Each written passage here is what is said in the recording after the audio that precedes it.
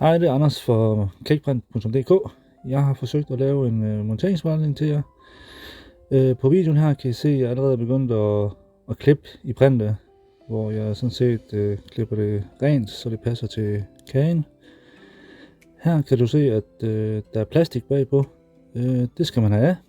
Og så snart det er, så kan du sådan set montere printet på kagen.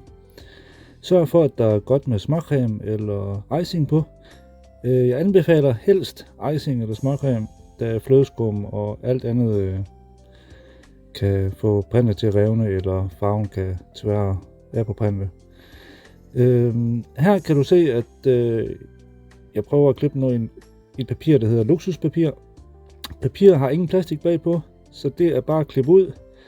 Ønsker man sine print runde og flotte, kan man tilføje med udskæring, når man vælger sin print.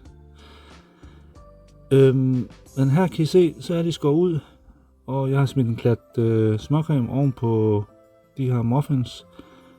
Er du i tvivl, kan du ringe ind til os eller kontakte os på mail, så hjælper vi dig gerne. Rigtig god baglyst.